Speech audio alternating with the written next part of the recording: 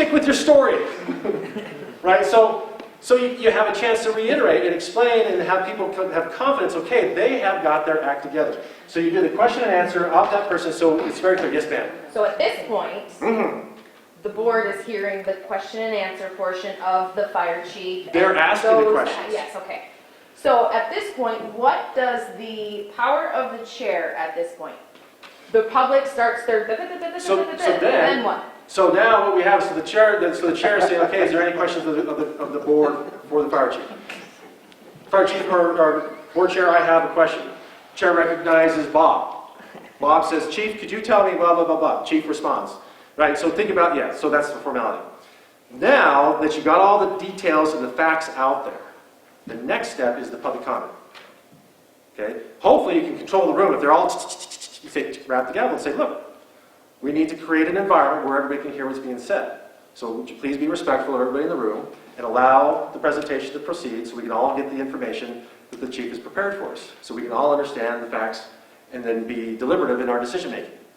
Right? So you want to maintain some level of decorum without being rude, but also trying to be respectful. Time out. Here's another thing. Ground rules. I would encourage you, as a board, as part of your local policies, and I'll get to that sheet in a minute, to create ground rules. These are our expectations. Have anyone been to City Hall where the Missoula City Council conducts their meetings? If you walk in, just before you walk in the door, right there on the walls, it's huge, ornately framed.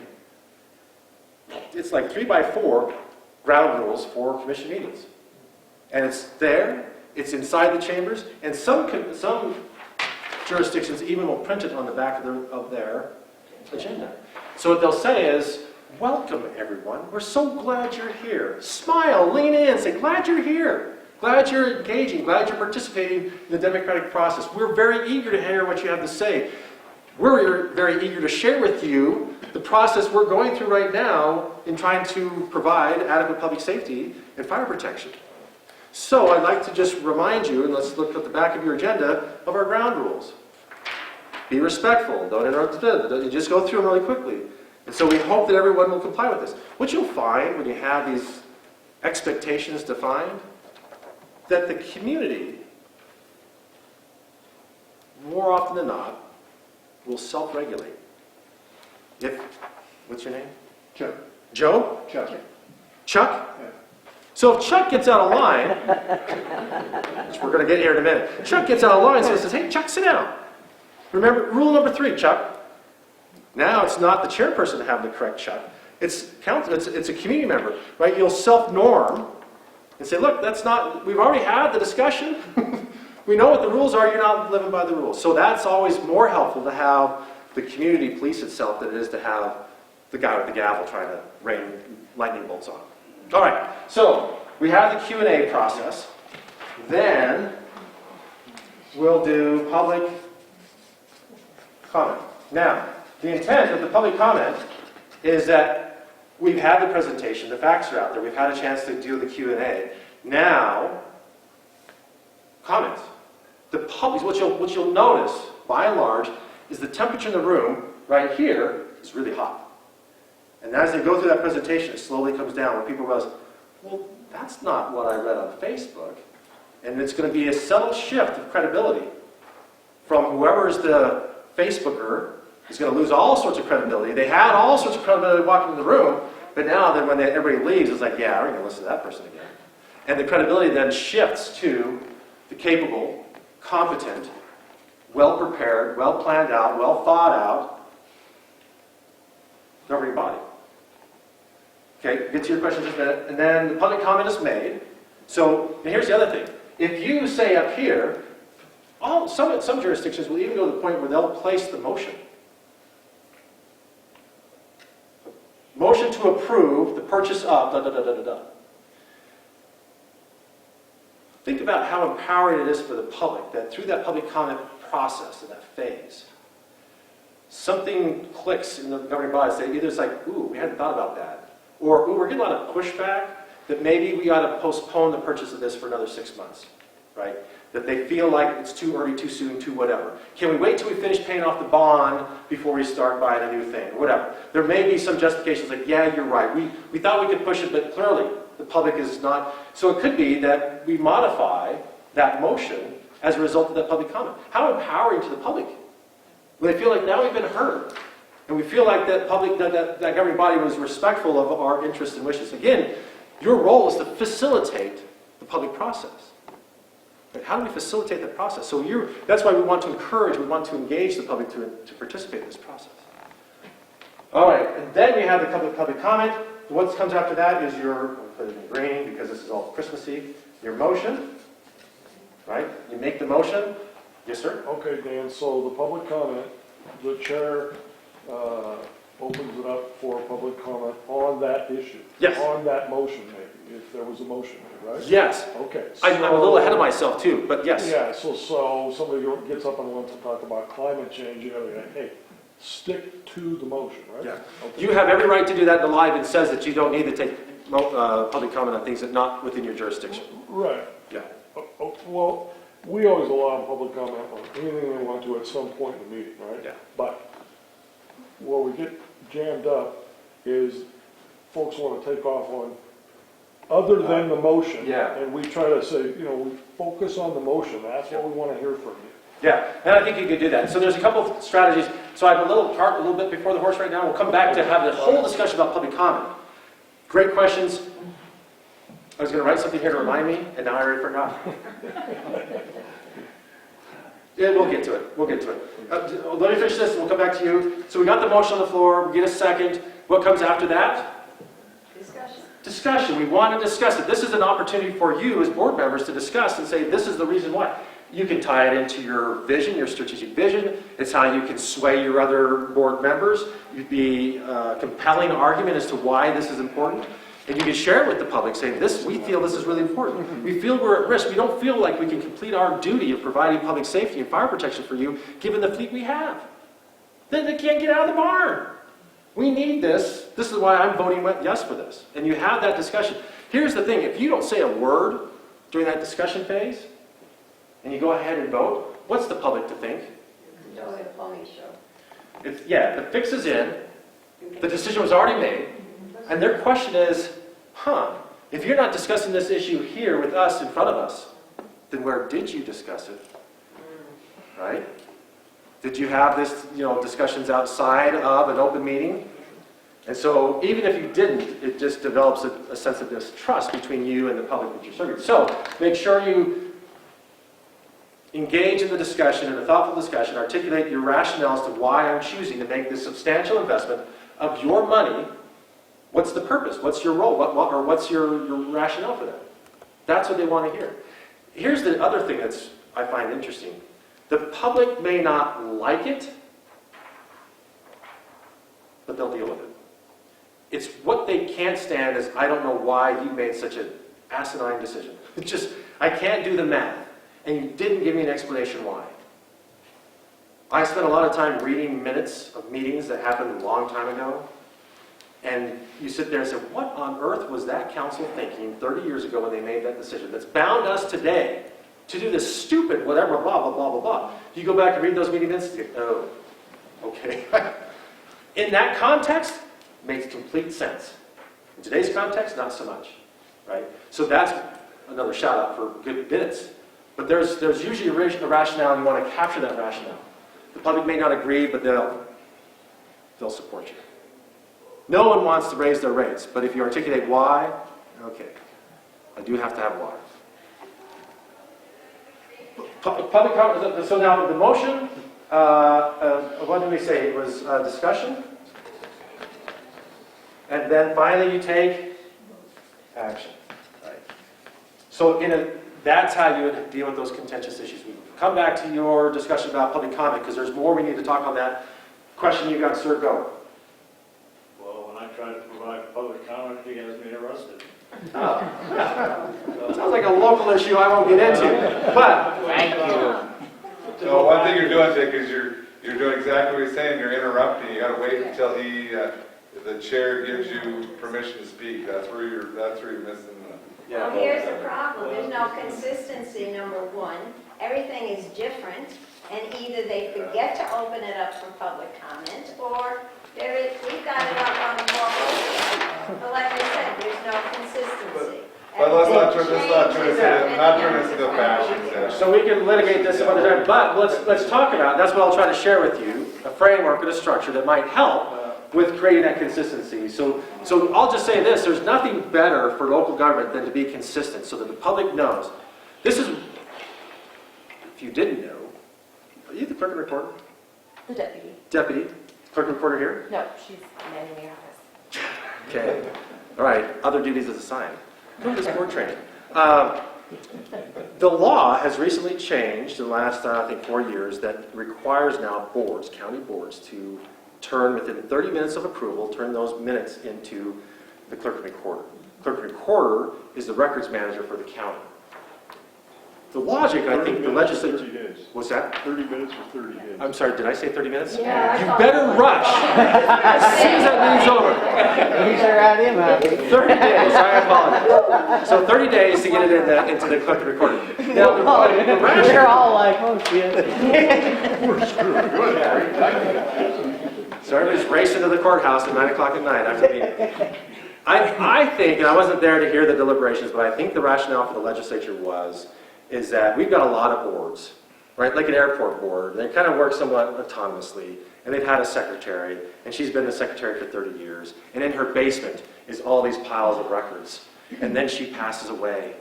The family comes in, we're cleaning out, and they throw all that stuff away, right? So you've lost 30 years of history. We had a mayor get elected in a small town in Montana. And when we did the Mayor's Academy, well, this training like in April after they're elected, and we said, tell us who you are, where you're from, and one cool thing that you've done since you've been elected. And he said, well, I'll tell you what I did. I went down to that courthouse, there's just boxes of paper everywhere. I had 3 pickup loads of paper and boxes and all that junk and crap, and I took it down the roll-off side, it's gone. That City Hall looks clean and fresh now for our citizens to, be proud of. And we thought, oh my goodness, you're going to jail. You just threw away 90 years of history of that community in all those boxes, right? Those public records that you have a duty to protect and keep for perpetuity, you just threw them all away. Oops. So that was a harsh reality. See, you can't run it like a business. That's what I do. We're going to clean a house. Well, anyway. What was your question? I forgot about 30 minutes ago. Yeah, 30 minutes ago. Or 30 days ago. Yes. I take minutes, and I always wait till they're approved at the next meeting before I send mine in.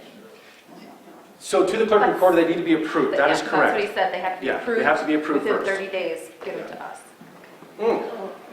My point being is that rather than having the public have to chase down all these little board secretaries all over the county trying to find and dig it out of their basement, we have one place, one repository, where one-stop shopping. I can show up at the courthouse and I can ask for the weed board meetings, I can ask for the cemetery board meeting minutes. I want, and I can do that, right? Some communities have gotten to the point now where they're just scanning them and posting them online. I don't want to deal with all the 60 people coming in and asking all these questions. You just put it out there. Just get it out there so you can find it online. And if you don't have it on access to the internet, then we'll print it for you, right? Okay, public comment. Did we cover that again? We'll come back to minutes some more, but let's get with the public comment issue. My packet, my thing here. Oh, so we're only 2 sentences in. And you see there's a lot of packet here? All right. So already we know that we need to develop procedures. We need to create a policy that for encouraging the public to participate in actions that are of significant interest to the public.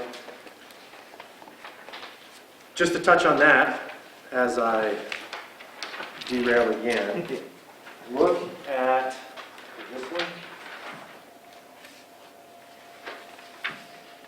Look at R3.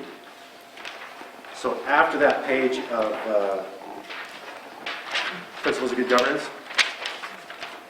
there is a legal expectation, statutory expectation, for you to create policies that define, the permitting and encouraging the public to participate, right? So we've got to have some sort of a policy. What we have found as we've traveled around the state, that a lot of jurisdictions don't have that. They just have never sat down, or they can't find it, is more likely. maybe at some point they had it, they can't find it now. So we encourage them to create some sort of a policy. There's that consistency. Here's the thing, this is my dream, is that in every jurisdiction of local government in the state of Montana, that there could be a transition. People could come and go within those positions, but that jurisdiction, that board or commissioner council operates consistently. It doesn't matter who sits in that seat. It doesn't matter if it's you or someone else. What you do, how you do it, where you do it, why you do it, when you do it is the same. There's consistency. The public knows what to expect and how to engage. And if without policies, that your policy is what is your anchor for your board. That's what keeps you consistent. If you don't have policies, you get some other board chair and say, well, we're going to do things different. You get a new person. I always say, you are one election away from a catastrophe. You could get a new county commissioner elected in here that says, I don't want to play by the rules. I'm going to blow this whole thing up. I'm going to make a mess of all things. I'm going to do just the opposite of whatever you want to do just to be that way. Right? And without policy, you say, well, good luck. We operate with policies, and we can't change these policies without a majority vote. So we expect you to comply with these policies. Right? We expect you to be a good actor and comply. If you don't have that, all bets are off.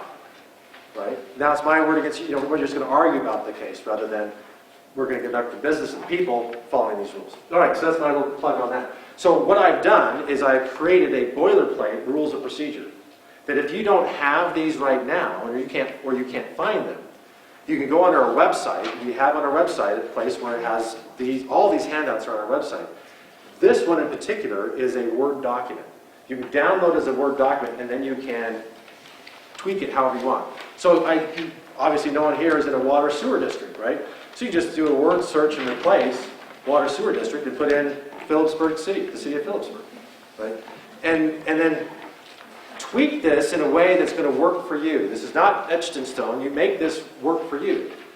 However, if you cut too deep into this, you may be cutting into some of those things that ensure that you comply with the law and the Constitution. So prior to adoption of these bylaws or these rules of procedure, seek competent legal counsel and have them review it to make sure that you haven't done something inadvertently that limited someone's constitutional right. Does that make sense? So we've got that, it's like 7 or 8 pages. So if you think about it here, we just reviewed in the Constitution 3 sentences. Then we have 4 pages of MCA, Montana Code Annotated, that describe legally how to comply with parts of those 3 sentences. 8 pages of local policies over here. And then if you were to take Attorney General opinions and Supreme Court case notes, just a couple sentences describing the ruling or their opinion on some sort of a question relative to those 3 sentences, it comes out to 32 additional pages of text just to understand those 3 sentences. The level of clarification on open meetings and citizen participation is pretty much out there.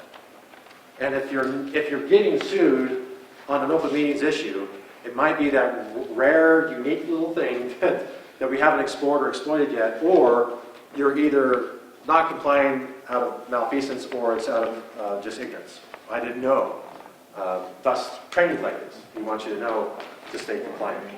Okay, so there's a lot of information out there to help guide us beyond just what those somewhat vague but aspirational statements say. All right, now, we still haven't gotten there very far, have we? Now, look at the 3rd sentence. The agenda for a meeting, as defined in 2302, must include an item allowing public comment on any public matter that is not on the agenda of the meeting and that is within the jurisdiction of the agency conducting the meeting. So, there are 2 types of public comment that must be made or must be allowed at each meeting. We talked about the first one, right? You need to allow the public to comment on anything or to participate. What does it say? Develop procedures for permitting and encourage the public to participate in the agency's decisions that are of significant interest. Right? That's the first one, that you need to allow them to comment prior to final action. So go back to where down in Gavin, like that example. The other one goes on to say that you need to allow public comment on anything that's not on the agenda but within your jurisdiction. So, what you could do on your agenda, as you develop your agenda, is you can have at the very, very beginning of the meeting, before any decisions made, before any approval of minutes, consent agenda, anything, right? You'll want to have public comment on agenda. That's one way. Here's your chance, public. Here's our agenda. Here's your opportunity to comment on any one of those items. Now, all sorts of ways you can vary on this. Could be that the commissioners say, look, but agenda item number 3 down here, the purchase of the fire truck, if you're here and you want to make comment on that, we'll take specific comment on that action item. But if you want to talk about anything else on our agenda, here's your chance. Does that make sense? And then during that time, as we mentioned earlier, you can do a specific public comment. That's one way. Again, that's all the legislature tells us. You need to allow public comment. They don't tell you where or how to develop the agenda, just you need to do it. So there's a variety of ways to slice and dice this. 1, public comment on the agenda at the beginning. 2, public comment not on agenda, but within jurisdiction at the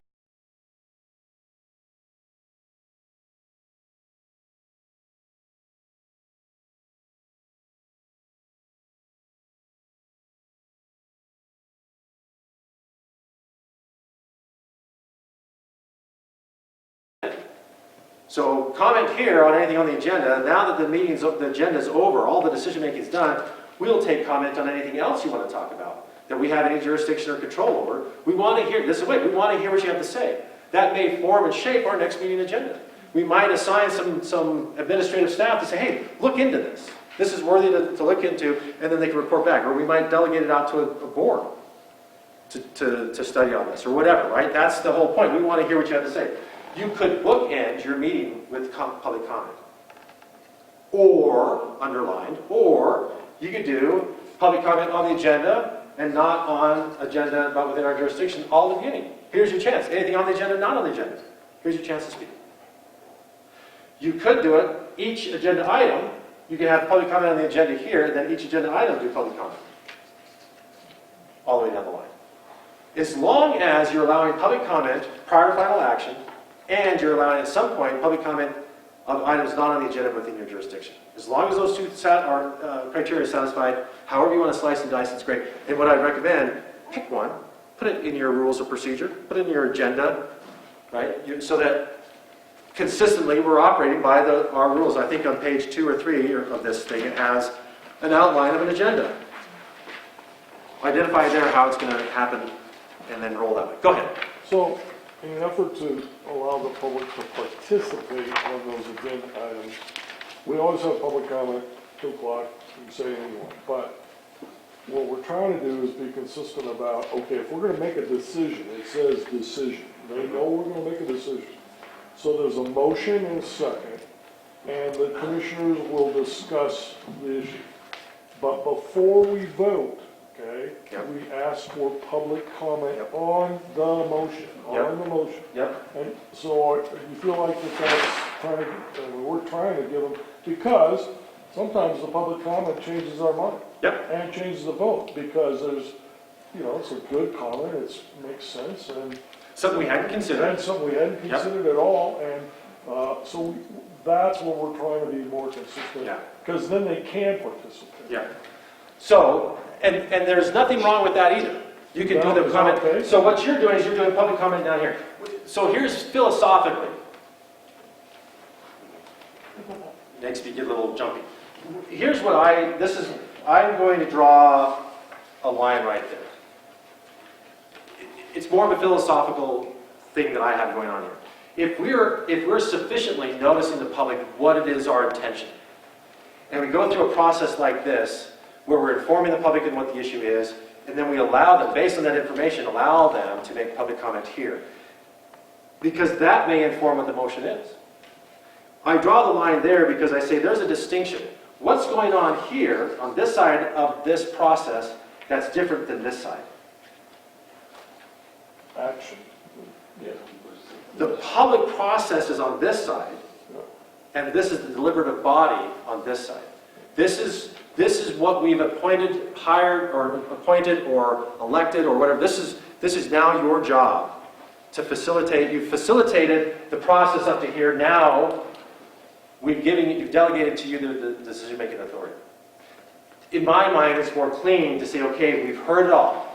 We've got you all, we've had meeting after meeting, we get a sense of where the community lies on this issue. We understand where those ends are, we understand where the middle is, and this is our attempt of trying to do the best for the most. Here's our motion. But thank you for engaging this. Philosophically, that's where I'm at. The only way that this is going to work, though, is this agenda has to have enough clarity, and this process has to be robust enough. Because you'll often get people that are making public comment, then the motion's made, they'll say, hey, wait a minute, I didn't know you were going that way. My comment was expecting you to go this way, you went that way. I want another bite of the apple, right? So, and that's usually because it's fire truck, right?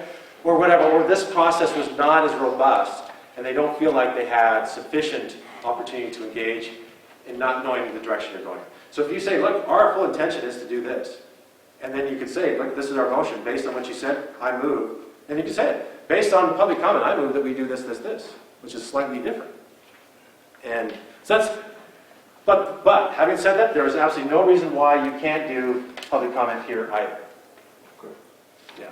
It's how you want, the point is, this is happening before that. Right. That's the key. Yeah.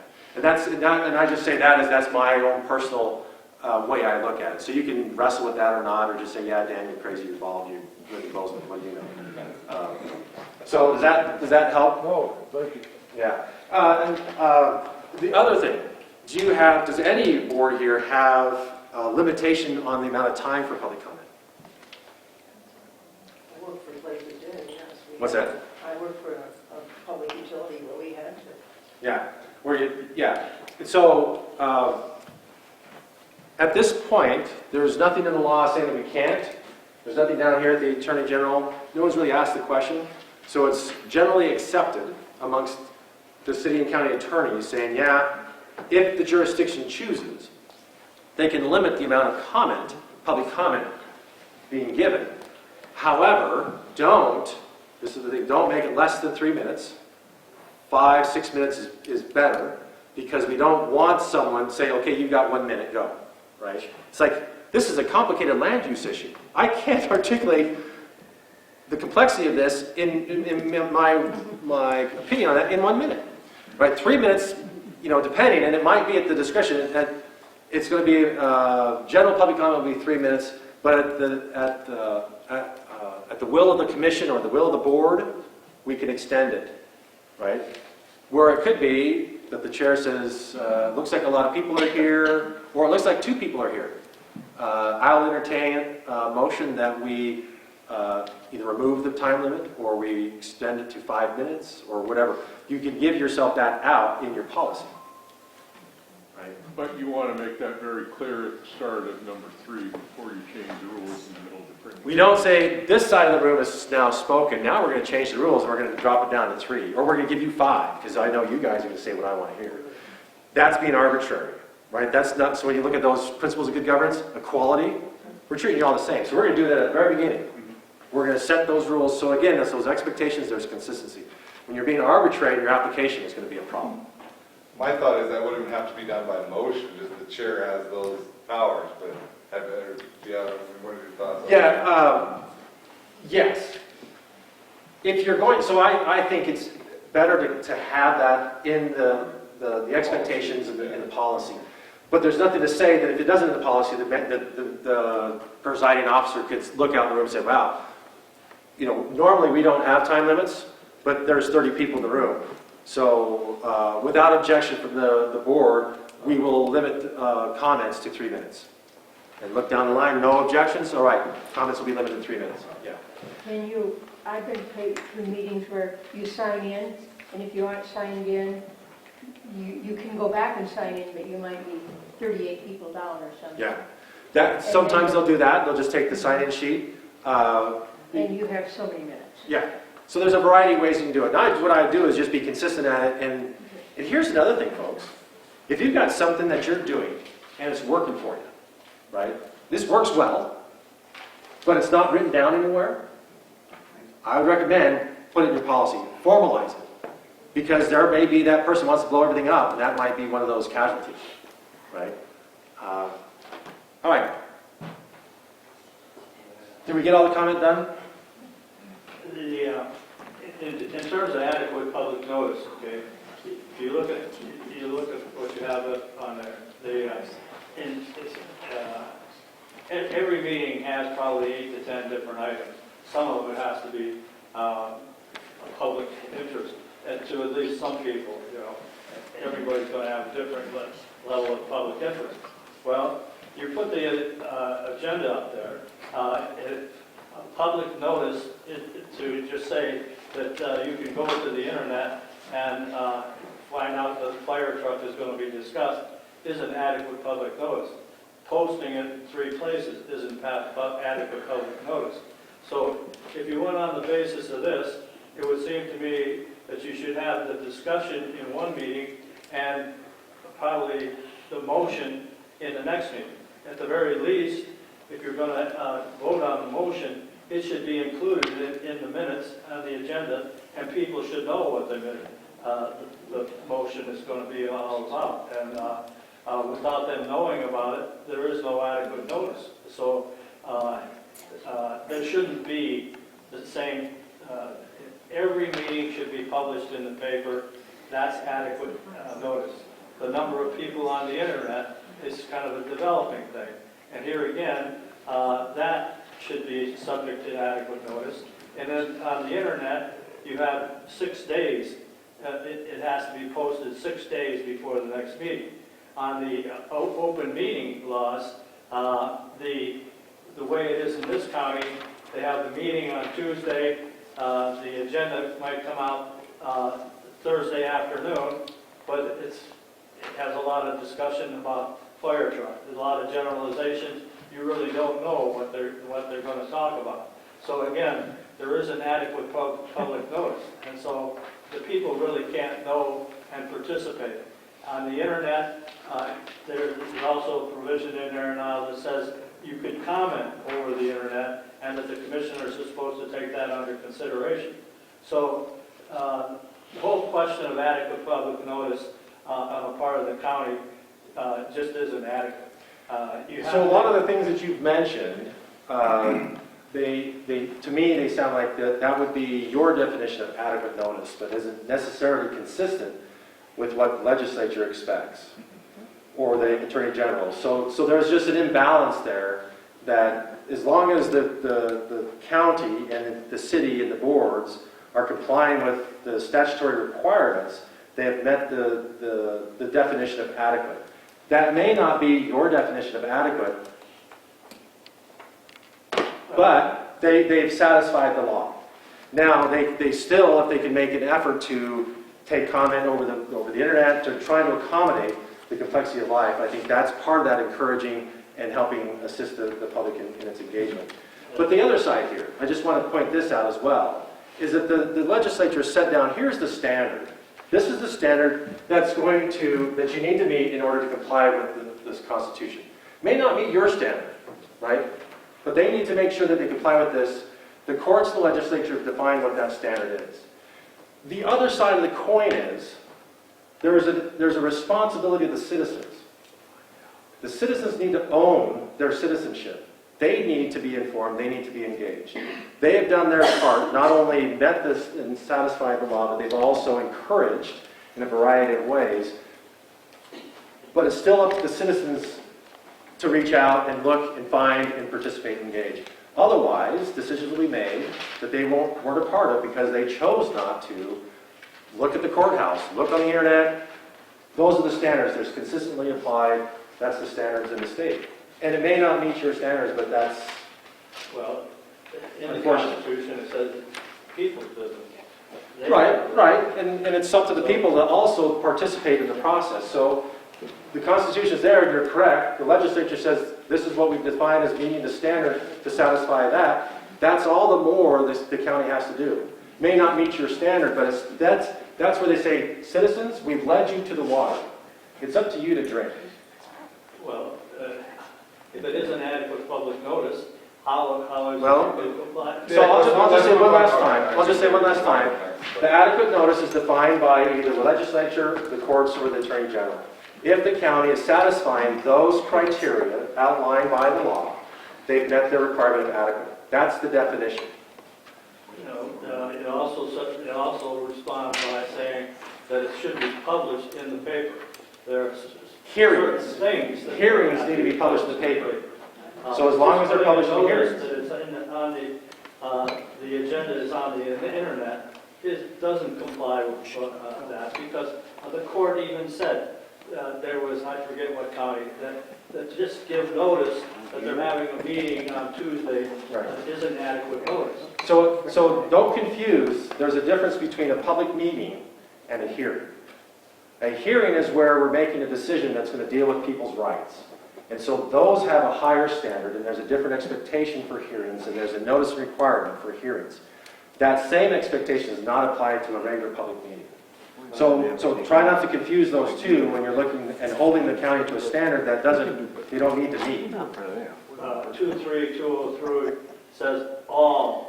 It doesn't distinguish between. All meetings, all meetings are being posted. Public officials should be open to the public. They are, yeah. If Well, I'm all assuming. meetings have to be open to the public official, that applies to them, Yeah. it applies to associations, and it applies to committees.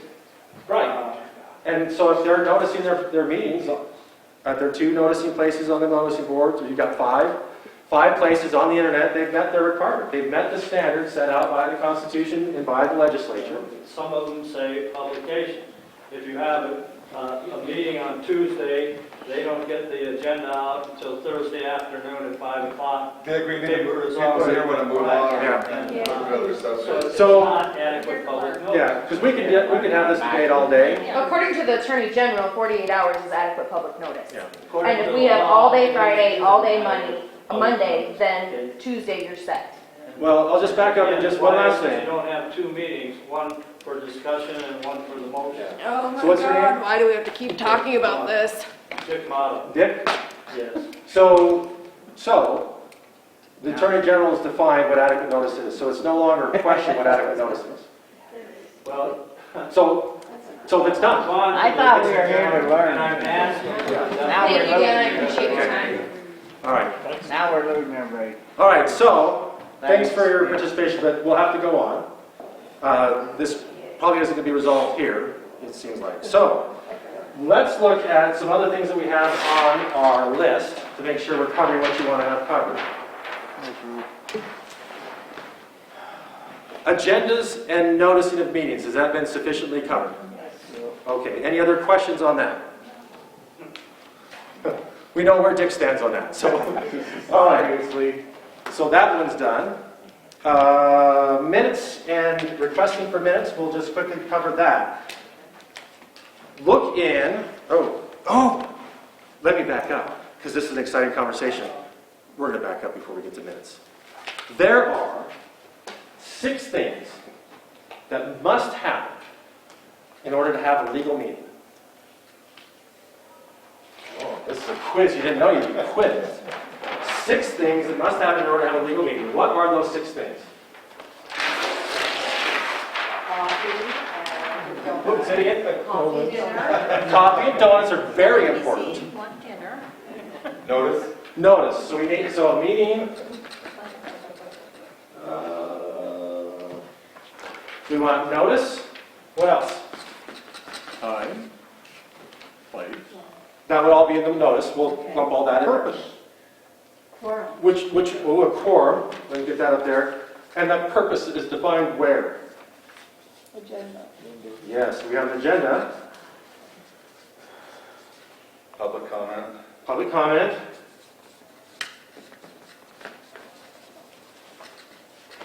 And somebody's got to shape the minutes. Minutes.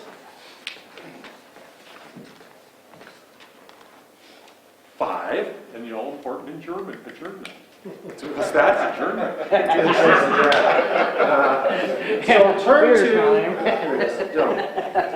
So turn to page L3.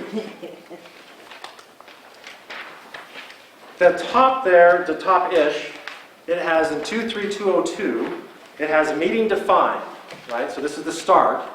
Meeting defined says, as used in this part, meeting means the convening of a quorum of the constituent membership of the public agency, whether by corporal or by means of electronic equipment. By corporal, what do they mean by corporal? In the body. In person, right? So in person or by means of electronic equipment. So if a person is coming in via Skype for one of the accepted electronic means, that's considered participation and conducive to the court. Yes. So this stems from a Supreme Court case where two county commissioners were discussing a land use deal of all things. That's always bad, land use things, because it's where the judge says, pick your favorite whole number, and then you just start adding zeros and I'll tell you when to stop. So the land use decision, they discussed it over the phone. Two county commissioners results in what? Quorum. They're discussing a land use decision. They decided how they're going to vote, and then they went and ratified it at the meeting. Now here's the thing that I always wondered. How did that get out? Without one of them saying, well, Bob and I were last night, we talked on the phone, and we said, we decided to do this. So they got sued. So if a telephone conversation of a quorum that wasn't noticed, didn't have public comment or minutes taken, would count against you, then my non-legal brain says, well, if I have minutes, public comment, an agenda, and public notice, then we could use electronic equipment for a meeting. So the sword cuts both ways. Does that make sense? So you could. So what I would encourage you to do then is in your policy, if you're going to allow someone to join by Skype or by a conference call or whatever, that you write it out. Write the criteria by which you're going to allow public comment to take place. We've done it. We've had board members phone in or Yep. Skype in, and we've never been challenged on it because one time we needed it for a quorum, and I was always curious if that was. Yes, and what I would recommend, particularly if you need it for a quorum, is that person join at the beginning of the meeting and stays through the entire meeting. Because if they just join in for that call and they bounce out, then nothing else, they should be there like a normal meeting. Okay. Some jurisdictions said, yes, you can join, but by Skype. We want to see that it's you. We want you to see us. We want to see body language. That's an important part of the deliberative process. We want to see you. Plus, they didn't trust who's on the other end of the line. Plus, they didn't want that person to be on the council anymore. And anyways, they said, yeah, we're not going to let you do this. So they had to quit. And then if they're calling in or Skyping in, do you have to notice where they're coming from? You have to actually post there at, say if they're calling from a hotel or something, you have to post there. That was maybe a California thing. Yeah, that's not something that we've come across. We That always is an announced that expectation. they were calling in from, Yeah. Yeah, they actually had to The post statute it. doesn't require. Yeah, because the deliberation is going to be here. I just wondered that. Yeah. We had- staying awake? So we've got 5, and I don't want to throw away all my good stuff here, but we've got 5. We're needing a 6th one, right? So we've got by corporal or by means of electronic equipment to hear, discuss, or act. To hear, discuss, or act. Now, why did I put the or in such an obnoxious red color? you may not act. Okay. You may not act. Any of the three at this point? Any of the 3. If it said and, it would be, you have to do all 3 in order to justify a meeting. But in this case, any one of the 3. So if you have, so here's the real conundrum. If you have a quorum that is hearing, discussing, or acting, you're having a meeting. That should be noticed, have an agenda, public comment, and minutes taken. So if you're engaged as a quorum, and we had this in a situation where we had a airport board that received a big FAA grant. One of those 10% cost share deals is a huge deal, and it was about redoing all the aprons and all the runway and everything. And so these guys said, literally, they said the public is too much of a hassle, and they went underground. In their basements, they sat in just all electronic email, and they planned this whole thing out through emails for about 6 months. And then they came out of the subterranean, put notices all over the county, we're going to make our final decision on this thing. The attorney got wind of this and said, what? You can't do that. And they did, why? It's efficient, we're getting stuff done, people just get in the way, they don't care anyway. And they said, no, it took us 2 hours in a meeting trying to prevail on these guys to say, no, you can't do that. And they had to scrap their plans and start the process all over, having a legal meeting. So, the hear, discuss, or act. So they had a quorum all through email. So can you create a quorum on email? Yeah. Can you create a quorum on text? And can that quorum discuss issues within your jurisdiction? And by doing such, are you creating a meeting that's not noticed? Or a meeting that would be inconsistent with the law? Yeah. Yes. So that's one of the things I think you need to also be careful of, is that even your electronic communication, that you could be creating through a quorum. So say the municipal clerk sends out an email to the city council saying, we're going to meet next Tuesday, here's the packet, here's all the information. You hit reply all, right? So now we've got the quorum there again, and you say, hey, I was talking to Billy Bob down on Main Street, this is what he said, and this is what I think we ought to do. What just happened? You know what I mean? You just created a meeting. Because you hit reply all, and now we've got the whole quorum there, and we're discussing something within your jurisdiction. So you need to be very careful with your email communication that you now, if you hit reply all and said, what time's the meeting? Right? That's what they would call a ministerial act that doesn't require a lot of judgment. I'm just asking a question, and we're meeting at 7 o'clock, right? So that would be all right, but when you talk about something of substance within your jurisdiction, the public has a right to observe the deliberations, and they can't observe an email conversation. They can't observe a text message. So part of it is the observation. It's got to be done out in the open where we can come and see, we can videotape, we can participate in that. Again, think back to Butte. The public was not able to observe the decision-making process. They just saw the decision, but they were cut out of the engagement and how to frame it and shape it. All right, so that's our 6 things: hear, discuss, or act. Any one of those. You could be sitting, this is the class we always talk about this, you could be sitting in a high school basketball game up in the stands, and 3 of you on whatever board, the library board, because I know librarians are big into basketball, high school basketball, they're all over. You're sitting there and you're chit-chatting about the game, about hunting, right, about what the grandkids are doing, what the grandkids are hunting, and then somebody walks up and says, hey, I've been wanting to talk to you about that book at the library.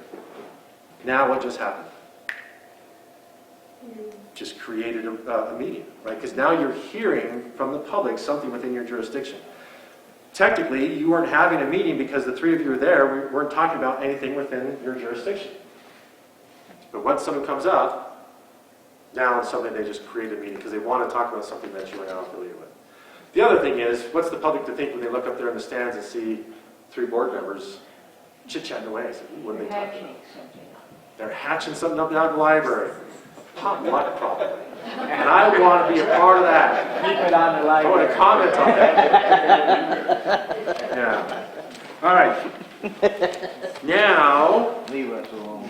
Now, if you look down at the bottom of that page, L3, 2-3-212, minutes of meeting, public inspection.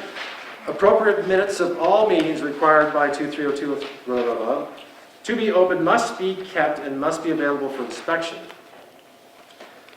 If an audio, this is interesting, if an audio recording of the meeting is made and designated as official, the recording constitutes official record of the meeting. If an official recording is made, a written record of the meeting must also be made and must be included in information specified in subsection 2. So, a lot of boards are thinking, oh, we can get out of this whole minute-making thing, is we'll just record it and we'll save it somewhere, and that'll be our minutes. And what does it say? So if it's audio, it also must have accompanying with it what? Written minutes. So you're not getting out of anything.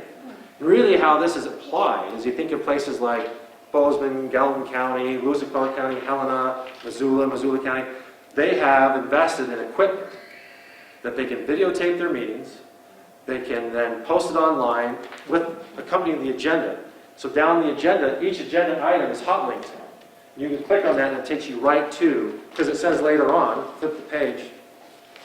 Or no, at the bottom, if the meetings are recorded and designated as official record or log, or timestamp for each main agenda item is required for the purpose of providing assistance to the public in assessing the portion of the meeting.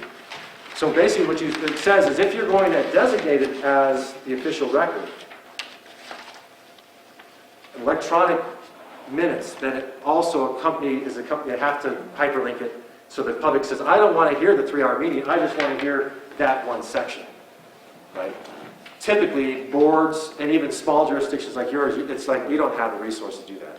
We might videotape it and post it online, but it's not our official record. We might record the meeting minutes, they're not our official record.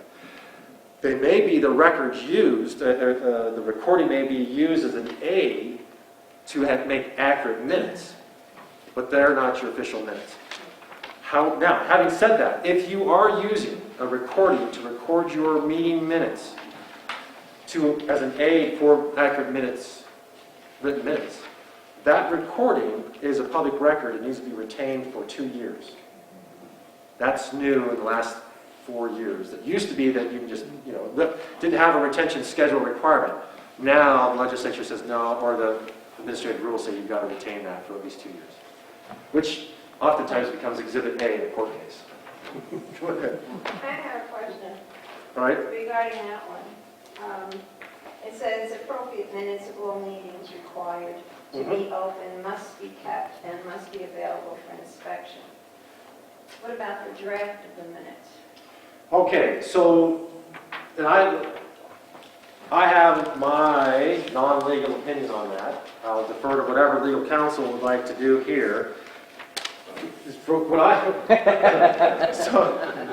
with that, I'll throw it out there. You guys can squabble about it later. Is my position, and I think the courts have in the past said that if after your meeting and the deputy clerk recorder is the minute taker, right? And if you came up to her right after the meeting and said, I would like this, or the press comes up and said, can I get a copy of those meeting minutes? Those are a record, it's a public record. It's not the official minutes, but it's what they call working papers. So you'd say, okay, I'll make copies on it and say unofficial meeting minutes, notes of meeting, not approved minutes, write all over it, draft, and then you release those because that's working papers. It's the working papers of the governing body. They're not minutes until they're brought before the board in a final form for approval and adoption. That's our take on it. That's my take on it. But I will defer, however you want to wrangle that locally for those. And county attorneys they're all on that one. Yeah, they're all different. So again, it's our side. It's a hassle because they may, and the thing is, they may not be accurate. Right? Well, that's the whole thing. It's a draft. Yeah. We know it's a draft. We understand it. It's typed right into the computer. It's not done by hand either. So it's typed as a draft. I can sit there and with my camera, home in on it, and I'll put it up on YouTube, and there it is. We all know it's a draft. But we're being denied a copy of it. What's even worse is when they have a meeting, they have public comment before they approve the minutes. Now, if I wasn't at the last meeting, and they continued the meeting, they continued that discussion at the next meeting, I have no idea what they discussed at the previous meeting because I'm being denied the draft of the minutes. Does that make any sense? Now, I could see if you want to go and approve the minutes at the first thing in the meeting that day, that would make sense. Then you can read it and comment later on. But to me, public trust, there's a reason why they're not doing it, as far as I'm concerned. Well, I'll let you guys figure that out. That's a policy discussion that you have to And then the other have. thing is you said, I know it's getting late, you said the 72 Constitution, that's right. But there's no teeth, and that's the problem. When you go down that list, the public, when there's a problem, we have to sue, oh, that's what we're told. They don't like it, sue us. We don't have the money to do it. It's a constitutional mandate. Yeah. And, Well, harken back to what I said at the beginning, right? The whole system works when we play by the rules. So, but those rules are defined. Those rules are defined through this process, right? And I'll let you guys figure out, and that's why. And I'll just do this one thing here, and then we'll move on. They're not.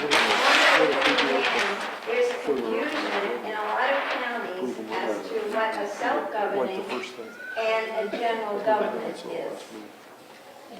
Yeah. And you can explain that to some of these people. We don't have, that's a whole other discussion, we can come back and have that discussion. But I'll just point out the three branches of government. Okay, we have the executive branch, what's the other one? Legislative branch, and the judicial branch, right? So this is what we're dealing with right here, right? We have an executive branch, well, what's the role of the legislative branch? Make laws and policies. So city council, legislative branch. Your board is a legislative body. Yes. The board chair is not an executive. The board chair is still a board member, they're still a legislator. Your policies that you create may give them certain executive authorities in order to facilitate the work of the board. But the board chair doesn't become the mayor of the board or the manager of the board. They are still a board member. They're facilitating the meeting, okay? And then the judicial branch is there to Interpret law. interpret law. So we have these three branches of government, right? And so it may be that there's a lack of clarity or that we need to do, what has the courts decided on this? Is there a AG opinion on it? And if not, then we can say, the city attorney on whatever the issue might be says, this is how we interpret this in our jurisdiction. The Right? legislature needs to have some clarity, in my opinion. So the legislature needs to add clarity. Or the option is we can appeal. How else is it going to get to the judicial branch if not through a lawsuit? It doesn't. It doesn't. That's the only avenue for it to get to Well, there's the a new- judicial branch. There's a new, I don't know if you have it here, but there's a new code that went in that says that there's a complaint you present it to the county attorney, and he's got 90 days to do something with it. Yep. And then he's got to send it to the attorney general. If he decides that there is something that needs to be dealt with, they may say that there's no, it's just a complaint that needs to go no further. If it's of substantial concern, then it can go up the line or they can prosecute. So it's there his is- call. So it's still, that's the judicial branch, right? And so that's the thing, is this is the system we've elected to adhere to. Is it cumbersome? Is it awkward? It's much better than having a dictator. And the just people saying. oversee all three branches. Yeah, and so that's how, because the courts aren't out there looking at what are you doing, and oh, I don't like that, I'm going to rule on that, right?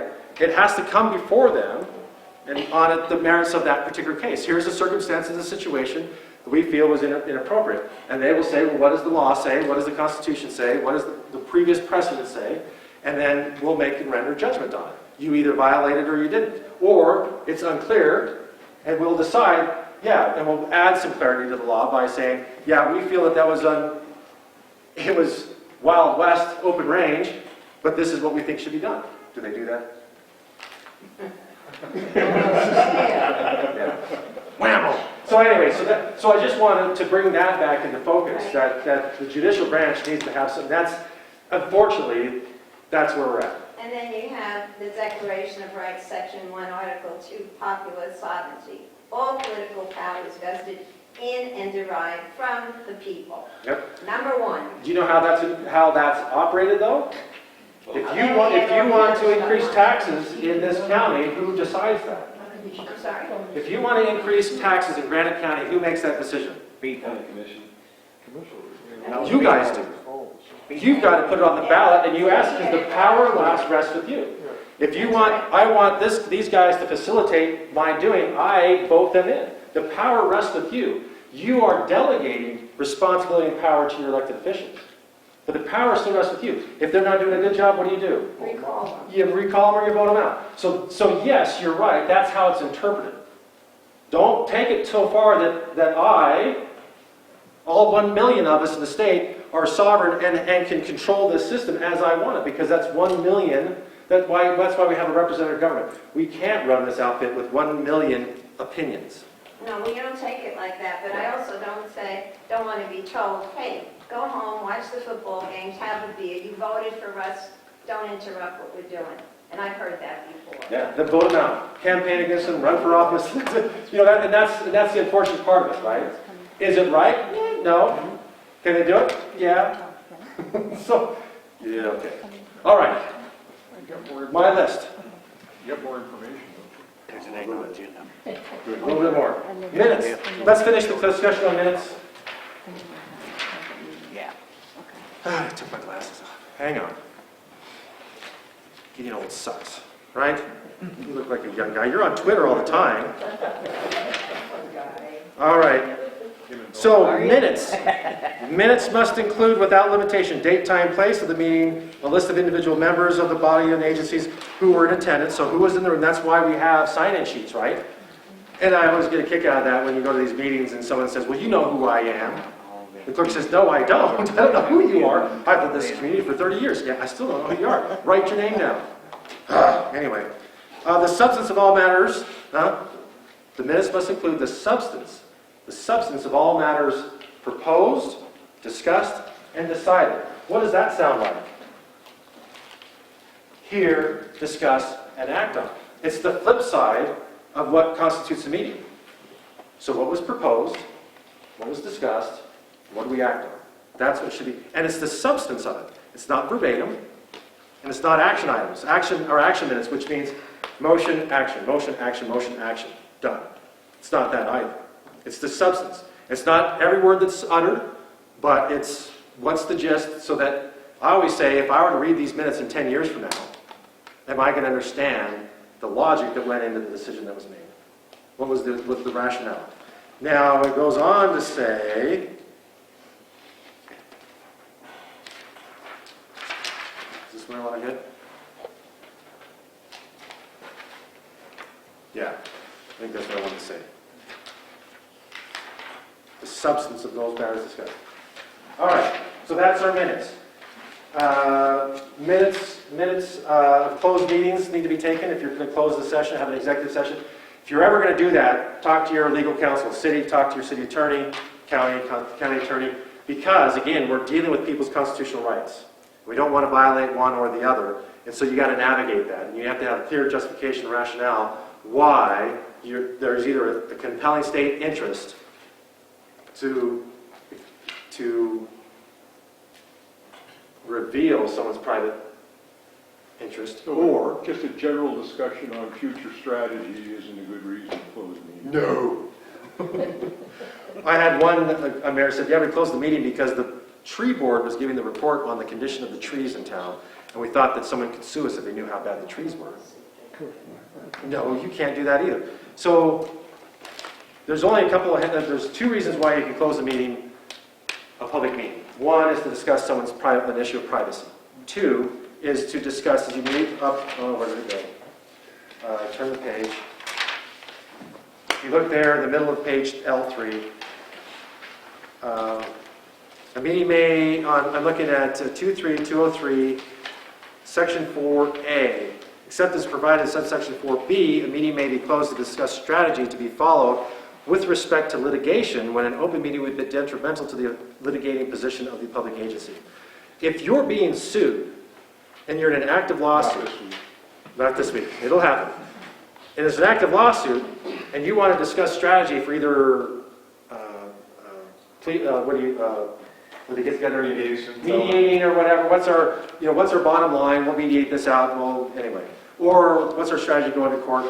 You can close the meeting for that discussion. However, if the hospital district, and we'll pick on... Pick on library. The library district, if the hospital district and library district are embroiled in a lawsuit, there are two public agencies, and you cannot close the meeting because public agencies do not have an expectation of privacy. So if you read it in letter B, a meeting may not be closed to discuss strategy to be followed in litigation in which the only parties are public bodies or associations described in such